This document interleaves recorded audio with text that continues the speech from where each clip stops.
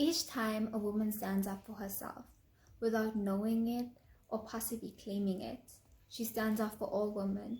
A warm welcome to all our viewers and a very happy Women's Day to all the beautiful and incredible women out there. So, an interesting question intrigued me this week while preparing this message. Why do we celebrate Women's Day? Well, we celebrate this day as we want to acknowledge and recognize the achievements of women. And that's where I'm going to be taking my message today. I'm going to speak to you guys about a wonderful woman in the Bible who goes by the name of Esther. Esther was a Jewish orphan who found favor with the king. She listened to the counsel of her uncle Mordecai and won the hearts of an entire nation. Firstly, her beauty, secondly, her wisdom, and thirdly, her courage. And that takes us to point 1. Esther's best was not enough. She had to be beautifully arrayed as a bride, and this took intense preparation, which cost her 12 months. This beauty had cost Esther intense training and preparation to be compatible with the king's glory.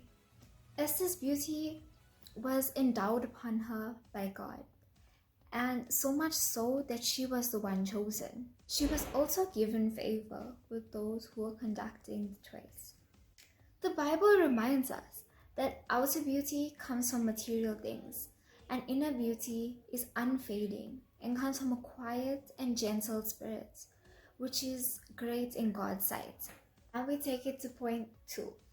Esther, being a very young woman, trusted in her elderly uncle's wisdom.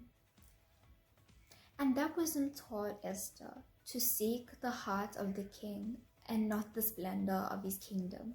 Esther could have done something in the moment and rushed everything, but she didn't. She had wisdom and discernment, and she waited for the right moment. Esther didn't just decide that she wanted to be wise. She prayed and fasted before she acted.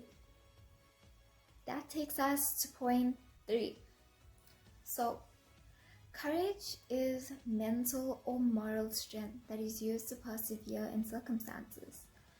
Esther knew how to handle herself in the presence of the king, and she had the courage to compete against all the odds. Esther's courage enabled her to finish the fight so that her future generations would celebrate her victory. The Bible reminds us that when we are given courage by God our Father, we can accomplish anything. So in Deuteronomy 31 verse 6 it says, "So be strong and courageous, do not be afraid and do not panic before them, for the Lord your God will personally go ahead of you. He will neither fail you nor abandon you." God reveals to us through Esther's life how he worked through a young woman to save the lives of the Jewish people.